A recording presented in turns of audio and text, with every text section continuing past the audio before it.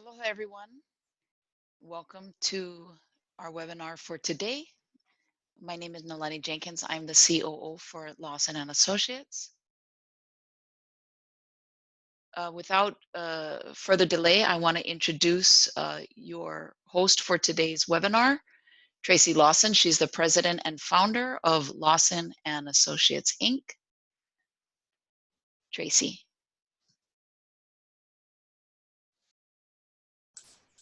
All right, hello everybody. I'm going to take my camera and just say hello really quickly so everybody can see me. Hi. I'm going to mute my video here in a minute, but I wanted to say mahalo to the GCA and to Cheryl Walthall and the executive committee, their COVID-19 committee and their safety committee for helping put together this webinar on and having us partner together. We're very excited about the opportunity.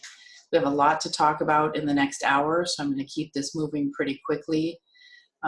We are going to talk about how the virus is transmitted, steps to take to minimize the virus transmission. We're going to look at OSHA's guidance on COVID-19 and talk about 5 key steps that employers should consider taking. We're also going to discuss communicating responsibly with our workforce and with our clients and our key stakeholders. And what do we do if we have a positive test or a suspected but unconfirmed test and a potential exposure? How do we handle all those things? So lots to discuss, a lot going on out in our community right now. I know we're receiving a lot of phone calls, but I'd like to invite Cheryl to join us and to say a few words as we get started. Thank you, Tracy. I'm just going to keep it really brief. I want to thank everyone for coming, and big mahalo to Tracy and Nalani for setting this up. Safety is really, really imperative right now. I can't stress enough that the mayors on all islands and the governor are under pressure every day to shut us down. So I really want to strongly encourage all of you listening to take the time, put in the steps, and get a safety program going for COVID-19 on every single one of your job sites.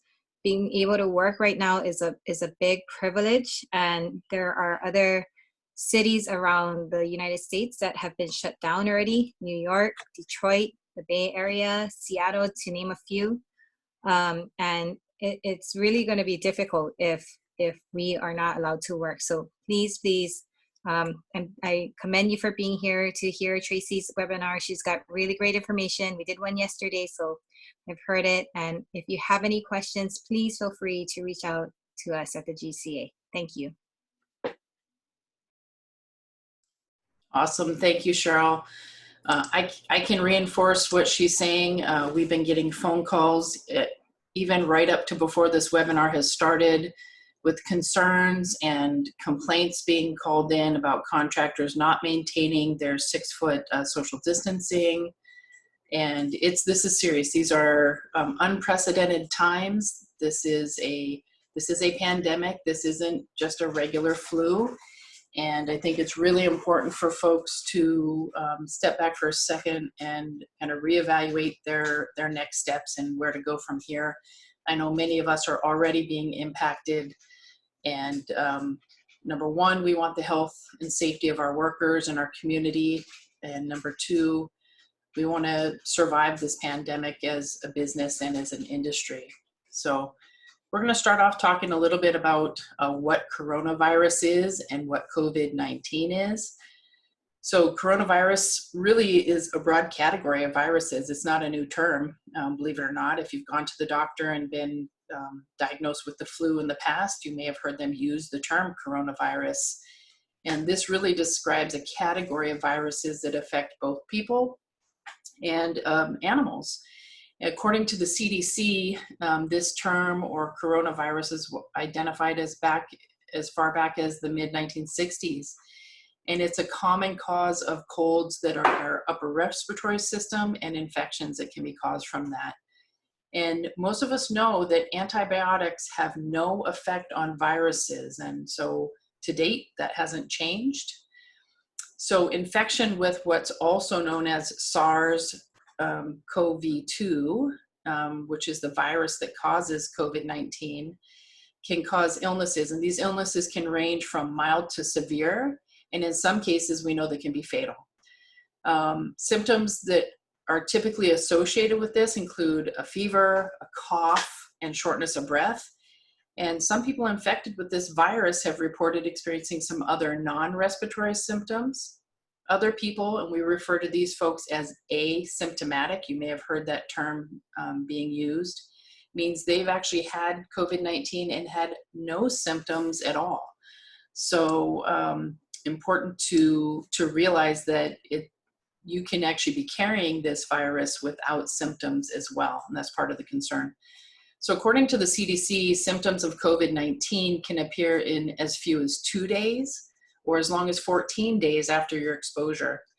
So COVID-19 is a new strain of coronavirus, and we know that evidence suggests it began as animal-to-person transmission, and it has now shifted from that to person-to-person spread.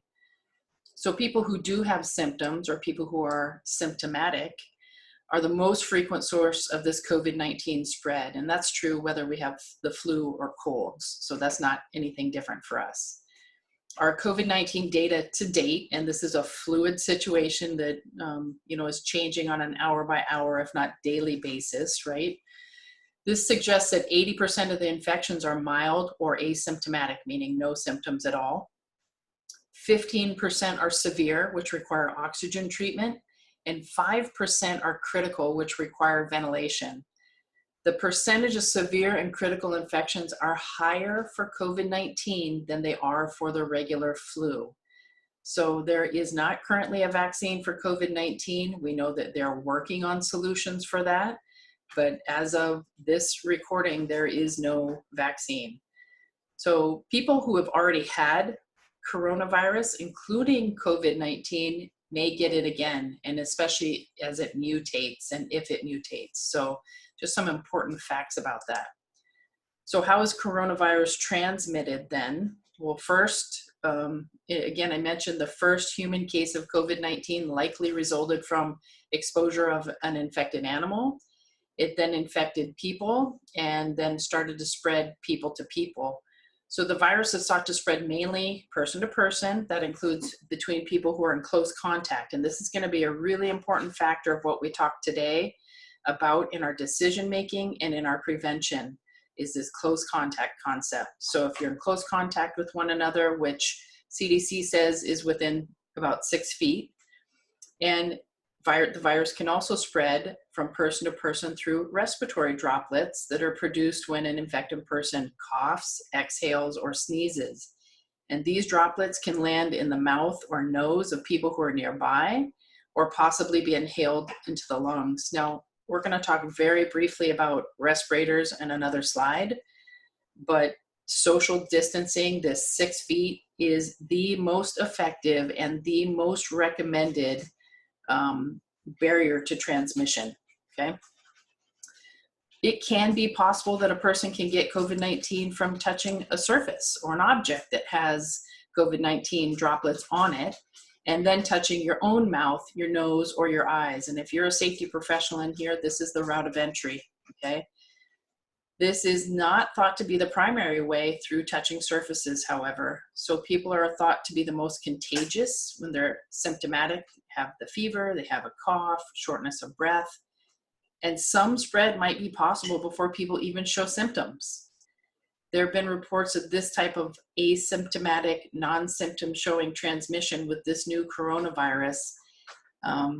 Right now, this is not thought to be the main way the virus is spread, however.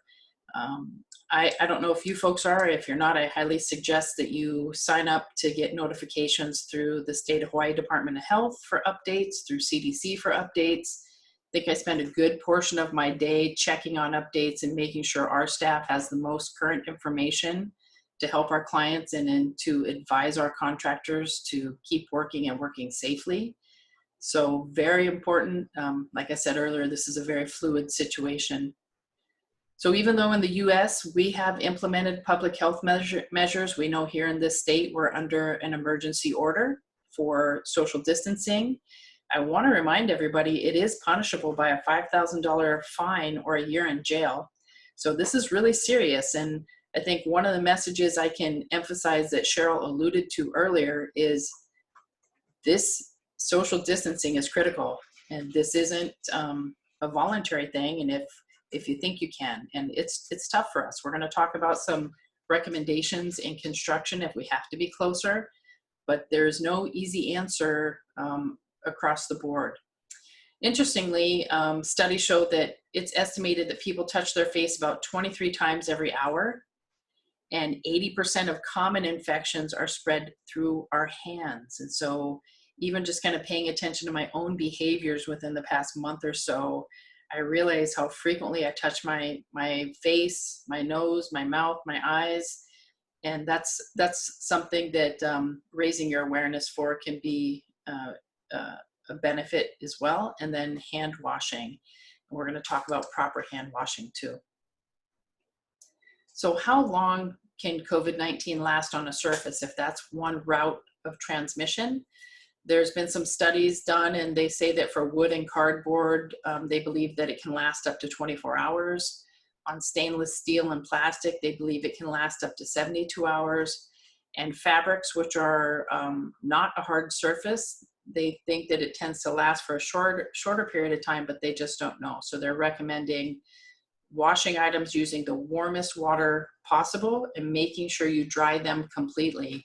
And for surface cleaning, I know it's hard to get our hands on some of these wipes and other products recently, but mixing 1 cup of bleach in a gallon of water and keeping it on the surface. And it's important for you to read whatever the manufacturer says on the proper application. You know, most people spray a surface and wipe it off right away. There's actually a time period that we need to allow that solution to rest on the surface before we wipe it up. And it's different for each product. And I'm going to talk about in another slide some of the EPA recommended disinfectants that they believe are effective for COVID-19. And just remind you again then to read the directions really in terms of how it's applied. And we want the effectiveness. We don't want a false sense of security with this. So OSHA has a publication where this resource is available on our website and GCA's website. After this webinar today, we'll be updating and adding a couple more resources. You can find it again on GCA Hawaii's website or Lawson Safety's website, and this recording. And you're welcome to share it with anyone. This is free. This is just us trying to work together in partnership to get the word out on what does an employer do and what can be done to keep our workforce safe. Okay? So OSHA has a great publication they put out on preparing workplaces for COVID-19. So there's really 5 steps that you can take. Now, this first one, developing an infectious disease preparedness and response plan. This is not mandatory. You might say, oh my gosh, what is that? I'm not a medical professional. How do I develop this? And that OSHA publication I referenced will really give you some more detail, more time. We don't have enough time today to talk about all the bits and pieces of each plan. So I'm going to give you a general overview to help explain it. But in essence, this disease preparedness, infectious disease preparedness and response plan should consider and address the levels of risk that are associated with your various work sites and your jobs and the tasks that your workers have to perform at those job sites. Now, I'm going to go through and talk about construction being medium to low risk. We'll look at the risk pyramid in a minute. And I'm going to give you some recommendations of what procedures and processes that can be followed. But really federal and state recommendations, and in some cases, emergency order requirements, right? Talk about the need for social distancing at 6 feet. They recommend staggering work shifts if you can. They recommend downsizing your operations and maybe having people working remotely, and other exposure reducing measures. Number 2 is to prepare to implement a basic infection prevention measure. And for most employers, protecting your workers is going to depend on emphasizing these basic measures. And these, I'm going to give you some measures that are appropriate for all employers. And really, as we talk about additional practices today, everything is including this and then additional procedures. Okay, so this is the basic that anyone should follow. And you've probably heard this multiple times already. And the first is implementing good hygiene and infection control practices. And that's promoting frequent and thorough hand washing. As a side note, it might sound funny, but most people don't wash their hands properly. And we've heard folks saying, well, wash your hands for at least 20 seconds, saying happy birthday to yourself twice, but it's not only just duration, but it's also technique. And there's some very good videos on YouTube. We're going to put one up on our website for everybody to look at and share some information. It's good for a safety meeting or a virtual safety meeting or sharing the link, but just going over how do I wash my hands and make sure I actually effectively washed my entire hand, okay? You also want to provide workers, customers, and visitors to your workplace a place to wash their hands. If you don't have soap and running water immediately available, then we should be looking at alcohol-based hand rubs that have at least 60% alcohol. I know these are getting harder and harder to get your hands on. There's some recommendations you can find on the internet on how to make your own sanitizing products. Just be careful with that. We want to encourage workers to stay home if they're sick. I can tell you within the last 30 days for the month of March, my company alone has received phone calls and had to help clients deal with at least 5 situations where there was a suspected or a concern of COVID-19 with someone having it in the workplace. 3 out of these 5 involve people who were sick still coming to work.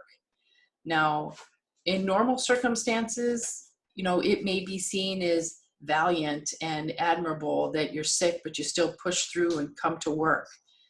That could be argued for sure, but in the current circumstances we have, do not allow or come to work if you're sick.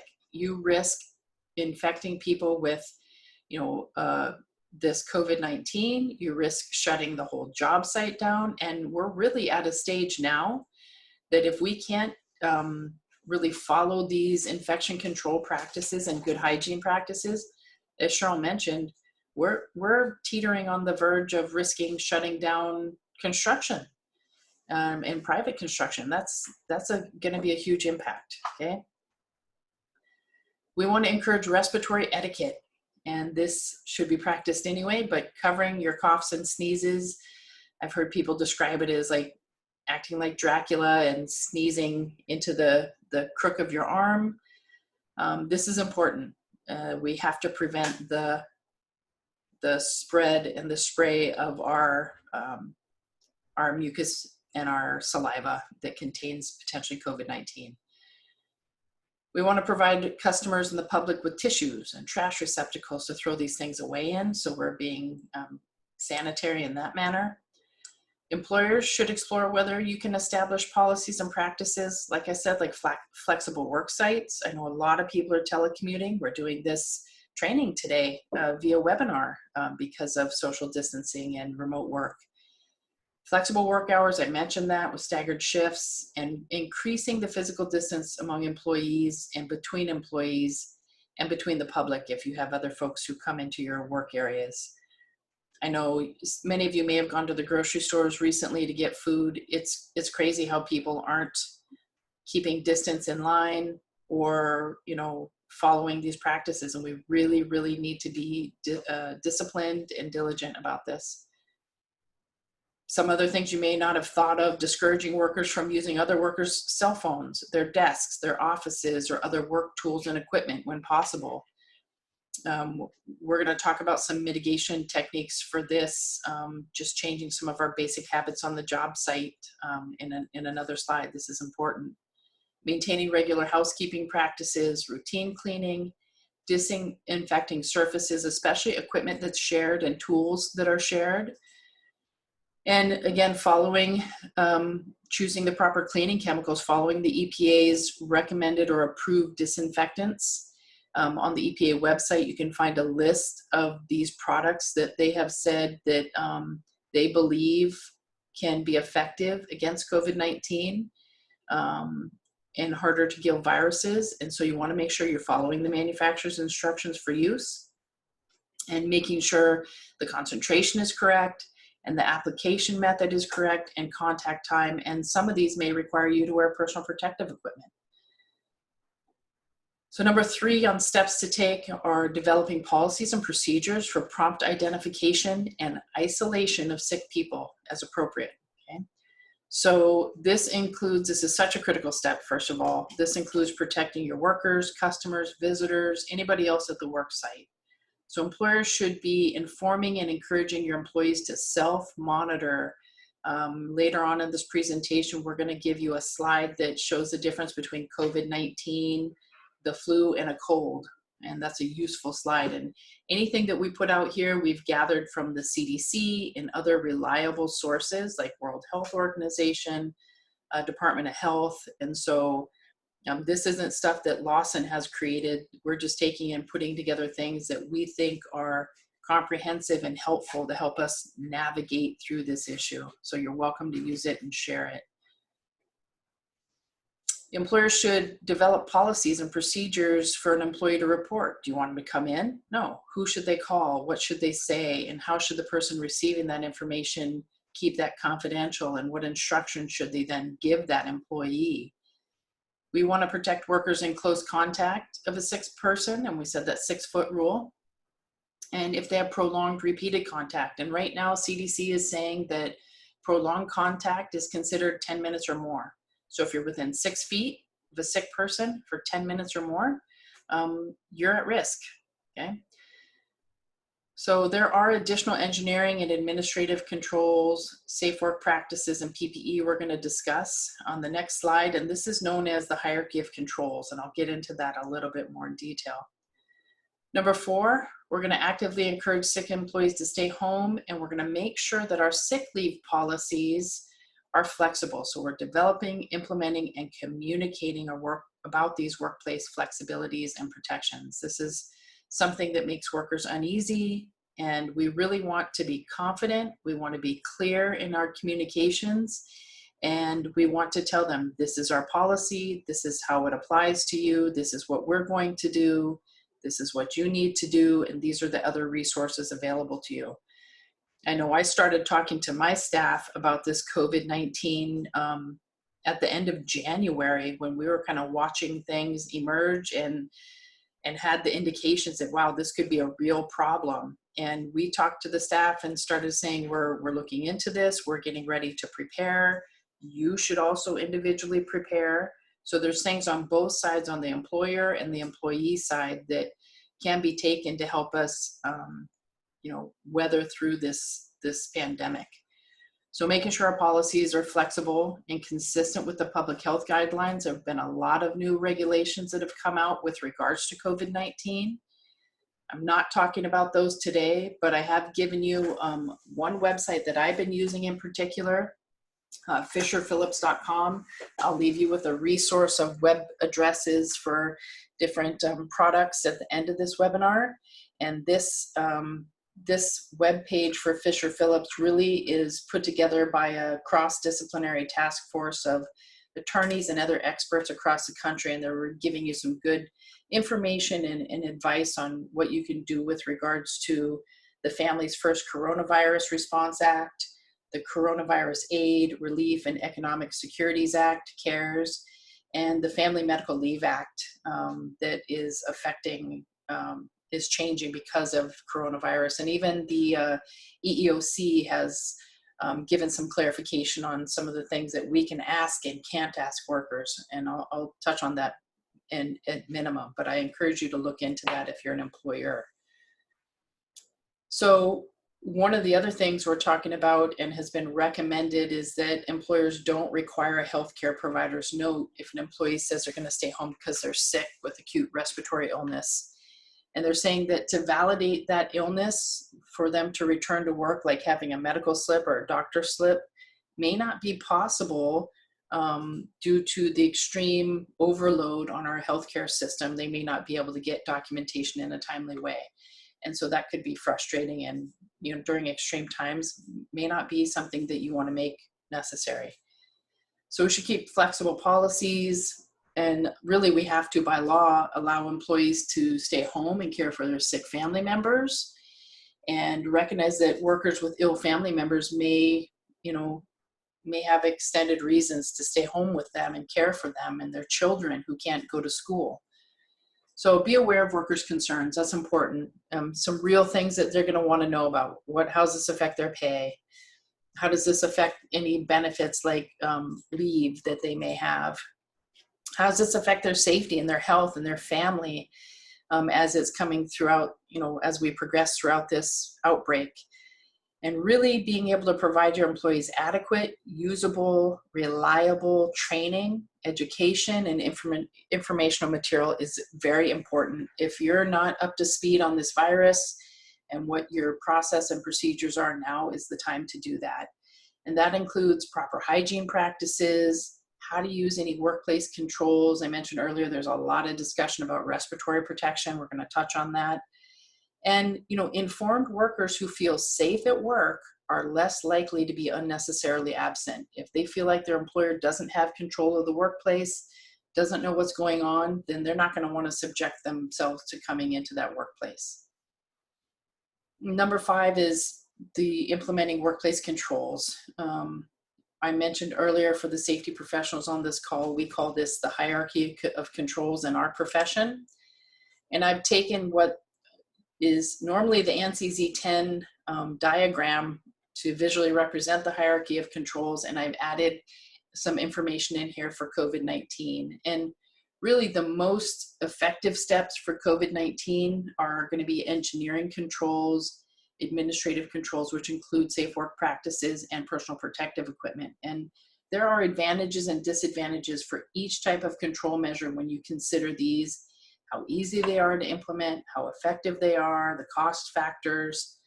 But this hierarchy of controls is really a way to evaluate and control workplace hazards. So the best way to control this is using a system, systematically removing these hazards from the workplace instead of relying on our workers to reduce their own exposure. Gosh, if we don't know what to do as the employer, how on earth will our employees, or do we expect our employees to know this? So you have to realize that in many cases, it's a combination of these control measures that will be necessary to protect workers from exposure to this COVID-19. So again, I just put some examples here where we normally would have seen our usual safety and health examples. I've replaced this and put things in like, we can't eliminate the virus, but we can eliminate contact, which is remote work, unfortunately business closure, which we're trying to avoid. We could look at the different chemicals we're using for disinfection, for engineering controls, HEPA, high efficiency air filters, increasing ventilation rates in our buildings, physical barriers like sneeze guards. I've seen some businesses just solely relying drive-through service. We can't do that in construction, but you get the idea. And maybe even using negative pressure systems. We have signage and barriers, and then we have our administrative and PPE controls, things like alternating days, virtual communication, hand washing, education and training, and then gloves, goggles, face masks, face shields. Well, remember though, I can't emphasize this enough, that the personal protective equipment you choose and distribute, you must still follow OSHA regulations for the training and the provision of these in the workplace and making sure that workers are using them properly. The only stay on respiratory protection that's been issued by OSHA in terms of the regulatory requirements is for healthcare workers with the N95 masks. So please educate yourself before you start issuing these out to workers, because they require physical clearance, fit testing, and training. So I mentioned that OSHA has created or put together classifications for worker exposure, and this is the risk pyramid for COVID-19. Construction is considered medium, and our office workers lower risk, or somebody who is on remote work would be lower risk exposure. And the very high and high are classifications are for healthcare workers who are in close proximity to infected persons and are expecting to be in close proximity to give care. So the medium exposure risk jobs are those that require frequent and or close contact. So within 6 feet of people who may be infected, but who are not known or suspected patients. And this could be in areas where there's ongoing community transmission, like we have in our community right now. And our workers in this category may have contact with the general public and be in high population density work environments like we have on some of our construction sites, and hopefully we can take measures to reduce that. Lower exposure risk jobs are those that don't require contact with people who are known to be or suspected of being infected. And they're also not requiring close contact with the general public. So this could mean that you, where you're at working remotely or at your workplace, you have minimal contact with the public or other coworkers. You're in your office and that's pretty much it. So what are some of the things that we can do as contractors who are in a medium exposure risk scenario or classification? Some of these are in addition to the things we've talked about: hand washing, avoiding touching your mouth, your nose, your eyes, maintaining our social distancing where we can. So first thing is restricting meetings. This could be safety meetings, tailgate talks, and gatherings, making sure we have no more than 10 people at a time, and we're maintaining that 6-foot separation. And this includes staff meetings or other discussions and gatherings, and doing this remotely as much as possible. I have found that remote working, I talk to people more than I have on a normal day-to-day basis, so it's a little bit crazy. But social distancing, if I could make that bold, underline in all caps, that's critical. And these protocols, it's serious. People are driving by. I just last night, late at night, got a text picture of a work crew that we oversee working more than 6 feet together, clustered all together. And I sent a message out and I said, this needs to be corrected. There's no reason why this particular activity can't be done separated. Really important. But we do have some tricky scenarios. We've had people asking, we work in manholes. How do I separate my 2-man crew? Or how do I keep my team who have to work on a scissor lift together? How do I keep them separated? And so, it's really making sure you have the ability to maintain 6 feet as close as possible to that distance. And you may have to limit to 2 workers. You may have to get creative in your, how you approach the work. And you may have to consider, do I have to wear additional PPE and elevate that? Now they're not at, they're closer than 6 feet. So maybe I need to institute some additional protective equipment and procedures for them to follow. So it's definitely not a super simple circumstance or solution, but these are things we have to start thinking about.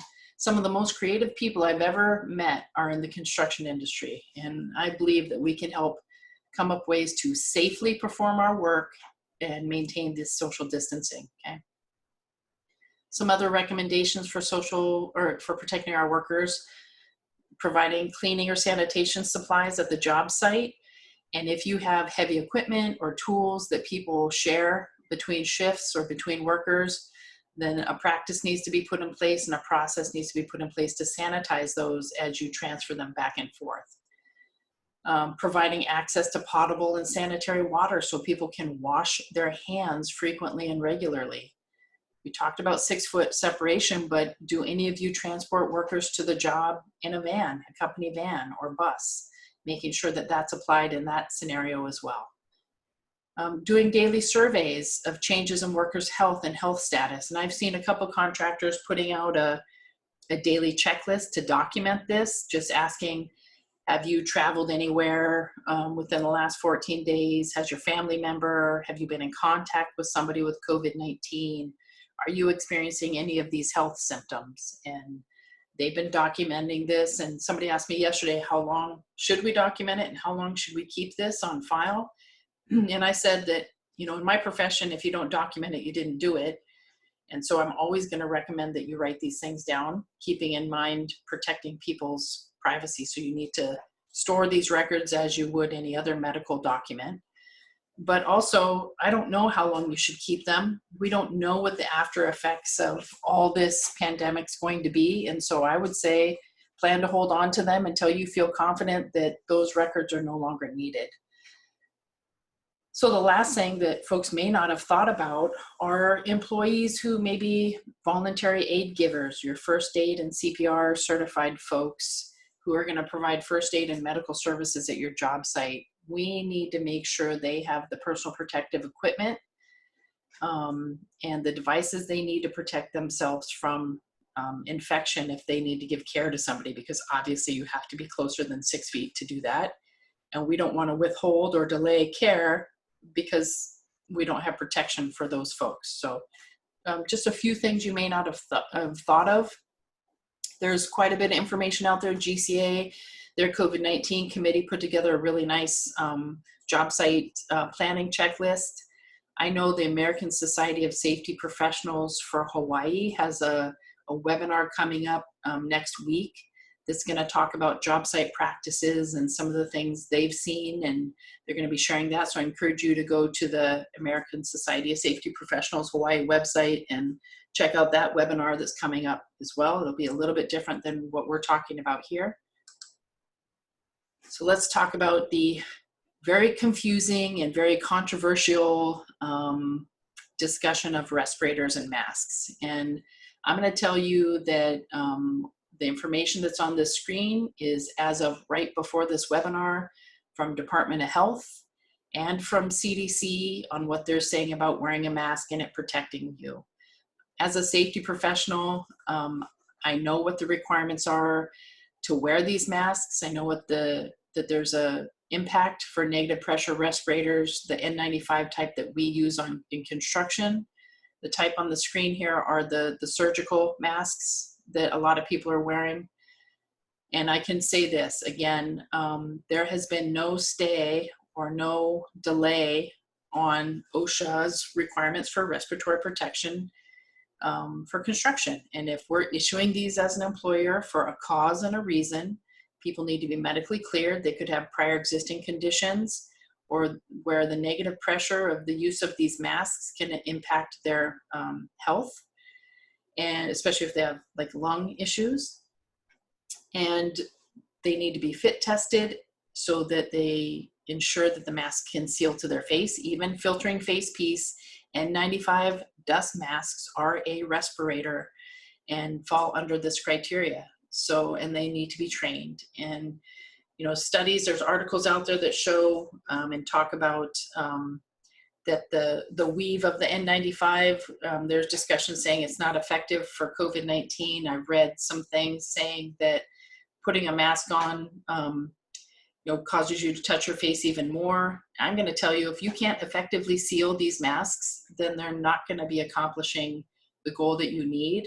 Now, that being said, you know, what makes us feel safe versus what actually is safe, I think that's a personal decision. I know a lot of people wearing cloth masks or these surgical masks, if you can even get them. And I had somebody ask me yesterday, I guess the emergency order that was issued out by the governor with regards to inter-island travel for essential travelers is saying that they're requiring you to wear some type of mask protection. And it's important to, you know, realize that that's a criteria. I don't have an answer on where to get these. We have to tap into our resources, and part of the issue they're saying that the general public shouldn't be wearing these is because they say that if you're not sick, wearing a face mask isn't a effective preventive measure, and it's taking them from the people who need them in the high risk categories, or even like our essential workers who need them. So those are decisions to find for yourself. And yes, I have a answer from one of the attendees. Yes, fit testing is required to protect everyone. And it's asking if you can get another brand. I don't think the fit testing is based on brand. It's based on the type of respirator and the facial size of it. So if you're going to ask me as a professional, I'm going to tell you, yes, you should fit test people if it is substantially different than the mask you wore before. These N95s, also make sure there is a mask out there that looks like a filtering face piece. It's a one-strand blue strap mask. It's called a comfort mask. That is not a respirator. It even warns you on the package and says it will not protect your lungs. And proper wearing and use of these is critical. So I'm going to tell you to follow the process for everything, okay? So again, best preventive measures: keep your hands clean, keep your distance, cover your nose and mouth with your elbow or a tissue if you cough or sneeze, and limit our contact with folks who are sick. OSHA recording. Many of you may have heard that OSHA is saying we have to record COVID-19 cases in the workplace, and that's true, but there's some criteria to that. So the record-keeping requirements do mandate employers have to record work-related injuries or illnesses. And COVID-19 can be recordable if a worker is infected as a result of performing their work-related duties. So one more reason, besides not wanting our workers to be sick, besides not wanting to have our work shut down, but also, this can impact your OSHA 300 log. So if I had a worker come to work who we don't know where they came in contact with someone, or we know it was not associated with work, by all rights, that should not be recorded on the 300 log. It's not work related. And the OSHA website, I've given you a link at the end, gives you more definition and detail on determining work relatedness, okay? If I have a worker at work who's sick, and as the employer, I haven't prevented them from coming into work, and I'm allowing them to continue, and they actually have COVID-19, and as a result of this, other workers get sick from this workplace exposure, that is going to be recordable on your OSHA 300. So very important to understand this. If you are determining if a case is recordable from COVID-19, number one, it has to be a confirmed case. And this is a confirmed case from testing from a medical professional. Number two, the case has to meet work relatedness. That means it is associated with the performance of your work related duties. And the case has to involve one or more of general recording criteria. So it requires medical treatment beyond first aid or days away from work. So something else that you might want to consider looking into. All right, let's talk a little bit about how to communicate responsibly. Management leadership is key. I can't emphasize this enough. As the leaders, whether you're the president of your company, whether you're a manager, whether you're the safety professional, superintendent, foreman, any level of supervision, okay?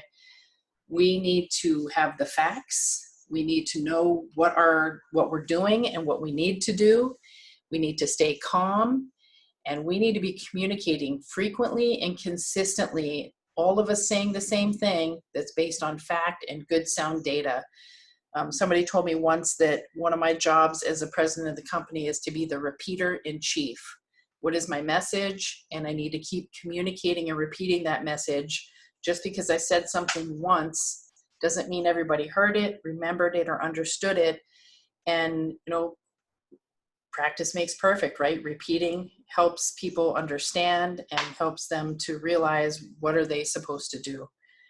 So we want to use reliable information, stay on top of the changes. As I mentioned, this is happening every day. This is a really fluid situation. We also want to dispel myths, and there are quite a few of them out there. And we want to replace those myths with facts. And I found a pretty interesting website under the World Health Organization. They have a site called the Mythbuster site. I'm giving you a link to that at the end of this presentation. And pretty interesting. It's something good that you could use to be communicating with your workforce or make it available to them. But it's good to go there and read what are some of the things people are saying, and are these true? And if not, what is true? Again, communicating, we want to encourage employees to stay home if they're sick and help them understand why, and give them a sense of security of that this is okay and this is something that we expect. We want to talk about sick leave. We want to talk about pay and the things employees worry about, their job, their health, and their family, and their future. We're all worrying about that, right? And if you are going to have employees work from home, there's a lot of good information out there about this, but you really should have a remote work policy. What are the employees doing? I know for our company, if you're not on an assignment and you're at home, we've chosen to pay our employees. And if you're home, you're going to be doing training. And at the end of this webinar, I'm going to share with you some free training that we have coming up for no other purpose of, we want to take advantage of this time where people may have an opportunity to dial in and get some safety training. We have a bunch of free 2-hour courses coming up for this month to try and help people fill in that time.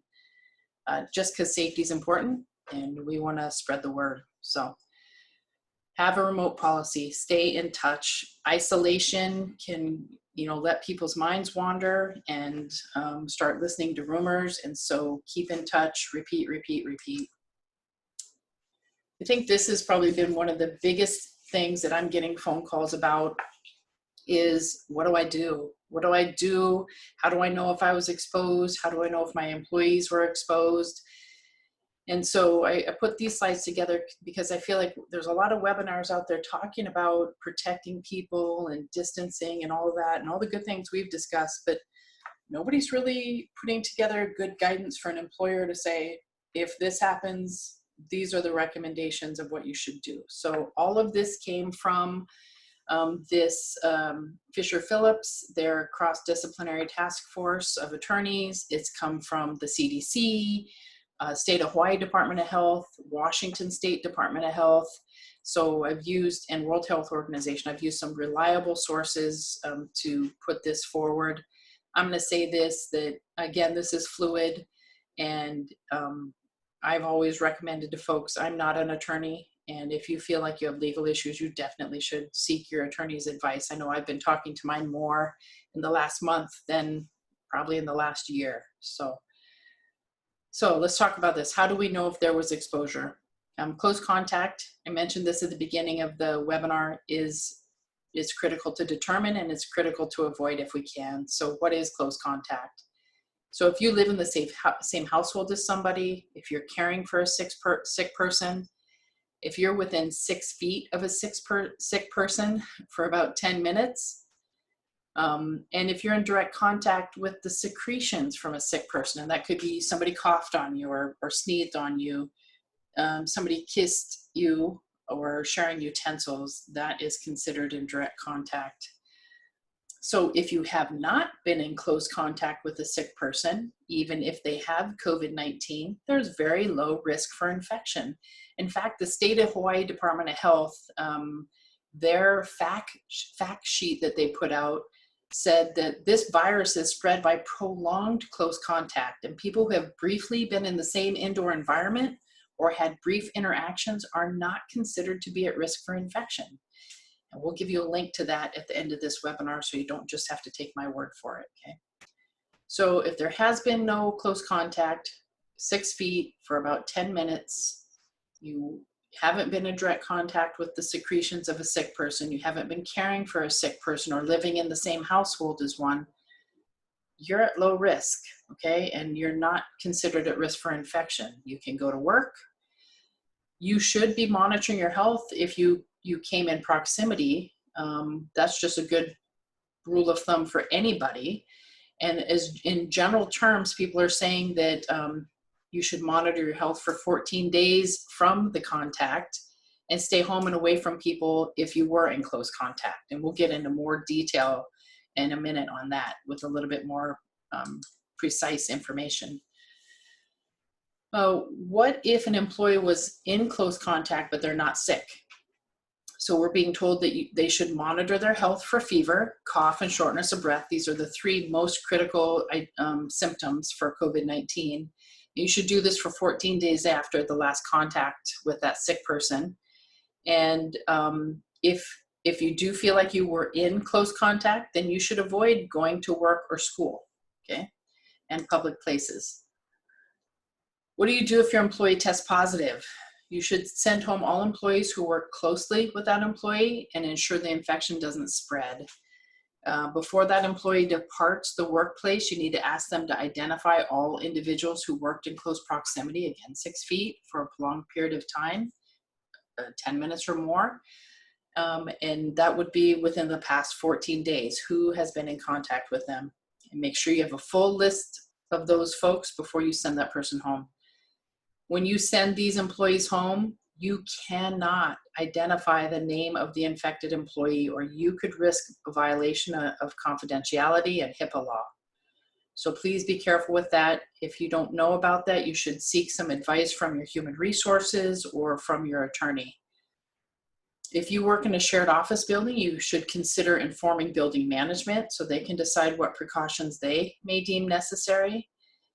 And the CDC is providing that employees who work closely to the infected worker should self-monitor for symptoms at that point, okay? How long should employees who work near the positive employee stay home?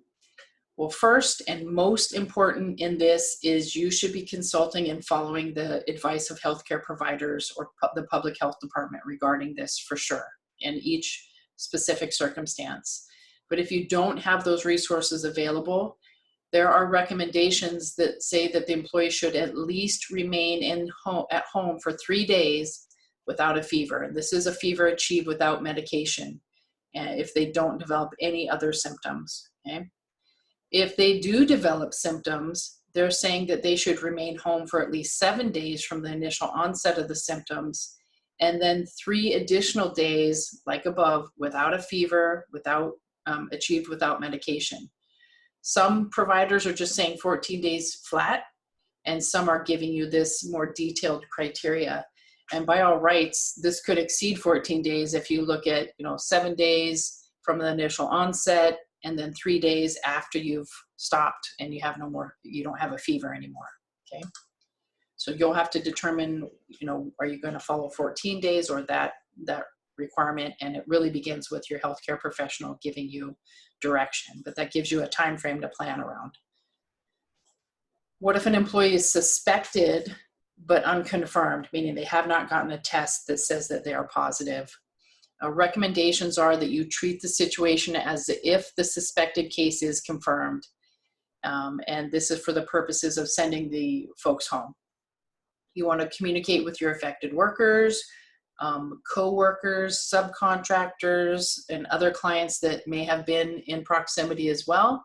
You want to let them know that the employee has not tested positive for the virus, but they're exhibiting symptoms, and you believe it may be possible. And you want to act with an abundance of caution. I think we've helped 5 or 6 clients already in March kind of walk through this process. And it's important to be clear, factual, and concise about what you know and what you've done and the duration for that. How do you tell between a suspected, unconfirmed, and a typical illness? Well, really, there's no easy way. You should use logic and keep calm. And the kinds of things you want to look at will be whether or not has that person been exposed to somebody else who has COVID-19 in their household or where they had traveled, and whether or not they have done that or not. You should always err on the side of caution. I mentioned earlier that the EEOC has confirmed that you can inquire or ask about an employee's symptoms. In the past, that would not have been okay, especially if it was disability related. You're really trying to determine and attempt to distinguish, do they have the symptoms of COVID-19, and distinguish that from the common cold and seasonal flu. I know nowadays if anybody sneezes, everybody looks around and is like, oh my gosh, you have COVID-19. Actually, for coronavirus, sneezing is not a symptom, a common symptom. It is for a cold or for allergies or for your body reacting to something that it breathed in. So we need to keep calm. So what you're doing is you're looking and trying to establish whether or not there's a reasonable belief based on objective evidence that the severe form of this pandemic influenza, COVID-19, poses a direct threat to your other employees. And so the things you're looking for, we'll go through in the next chart, but it's fever, fatigue. We're going to look at coughing, sneezing, aches and pains, runny or stuffy nose, sore throat, diarrhea, headaches, or shortness of breath. You're looking for those symptoms. Not all of these are associated with COVID-19, but you're trying to distinguish between the common cold, the seasonal flu, or COVID-19. So let's look at that chart. So again, I mentioned this, the most common symptoms are fever and a dry cough. So you can see, just looking at this chart, and I'm not going to spend a lot of time on it because we're running close to our ending time, but this is good for you to reference and good for you to share with your employees as well. And this comes from the CDC. What should you do if an employee was in close contact with somebody with COVID-19 and they get sick? They may have COVID-19 if they get the fever, cough, and shortness of breath. They want to isolate them at home. If they're not high risk, meaning they have other medical conditions, they should, if they are high risk, they should call their healthcare provider and tell them that they were exposed to somebody with COVID-19 or potentially. And the healthcare provider really needs to provide information at that point. We are not medical professionals. All we're trying to do is determine certain signs and symptoms in the workplace that would lead us to believe that we need another opinion, or we need to act out of an abundance of caution and have some isolation. So there are, again, no medications that have been approved to treat COVID-19 yet, but we know there's a couple out there that they're testing. These are recommendations for discontinuing your home isolation for sick employees who had contacted COVID-19 patients. Again, at least 3 days have passed since recovery of a fever without using medications, and at least 7 days have passed since symptoms first appeared. This is based on the State of Washington Department of Health rules and requirements. Hawaii doesn't have as much detail. They're pretty much sticking with 14 days. So you can choose and follow that. And again, refer to your medical professional.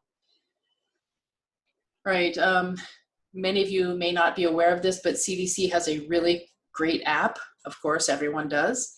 And this actually helps you go through your signs and symptoms and helps direct you in terms of what you should do next and whether you should seek help and evaluate your circumstances. So I encourage everybody to use this.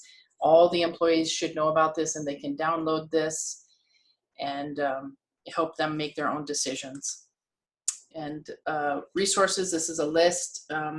Hawaii Department of Health, the first one is a site that's tracking all the data on COVID-19 for our state and all the cases and the rate of cases. The next one is just the Department of Health for Hawaii, their updates, and a web page that has some good information about the disease itself. I mentioned the World Health Organization Mythbusters site, that's the fourth bullet point. And then just some health topics about coronavirus.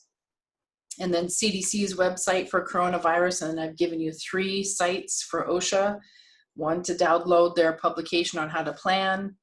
One that gives you a good outline for the safety folks and managers in here on what standards may apply during this time frame to our responses and record keeping.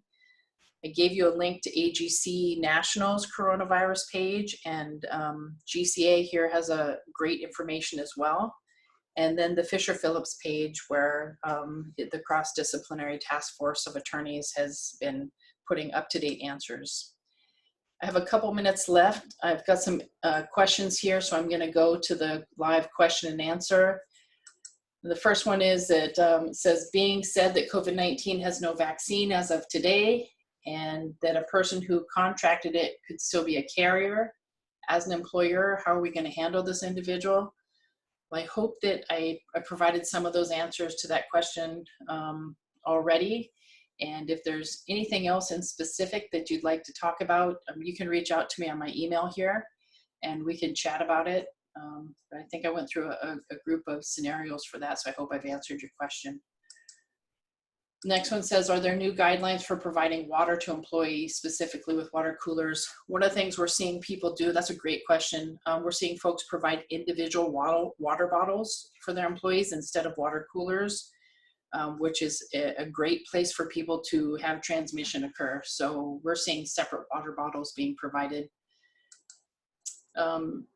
Next one is asking, job site hand wash stations don't seem to be available. Contractors aren't allowed to use the military sinks and restrooms. You have field tie-ins to existing drainage systems that aren't allowed.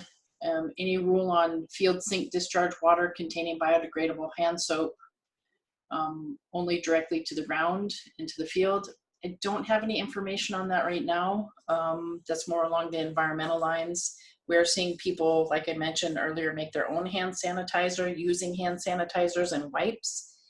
And on the environmental side of things, that's really not my expertise or area, so I'm sorry I don't have a better answer for the ground leaching issue. Next one, wouldn't Appendix D allow an employee to use the N95 voluntarily? So the key is voluntary use, and it could be argued that if there's a known pathogen or a reason that you're requiring employees to wear them, and the key there is requiring, employers don't have to provide N95s for voluntary use. And I think that it could be argued that this is not voluntary use if you have a reason that you're providing it to them to protect themselves. And there could also be an issue with whether what you gave that employee was effective in protecting them from this virus or not, because there's a lot of information out there that says that an N95 is not effective. So, and the last question here was, can pets transfer this virus between humans? There's some good information on the Fisher-Phillips website and the CDC website about this, so I'll leave that for you folks to go research. What I'm seeing is that not likely, but I encourage you to take a look and dig into that a little bit further. So I apologize, it is a little bit after 1 o'clock here. I'm going to wrap this up. If you have questions, you can get data and the downloading of this webinar and some resources that we've provided for you, including the PowerPoint PDF of this presentation at gcahawaii.org and our website, lawsonsafety.com. At our website, you can also look up, we have some other free webinars coming up this month, 2-hour sessions on a variety of I think good topics for safety and health. And my email's there on the screen if you want to reach out and talk a little bit more. Otherwise, I hope this has been helpful for you, and I encourage you to get out there and do what you can. I just want to also ask Cheryl one more time if you have anything else you want to add as we close this out.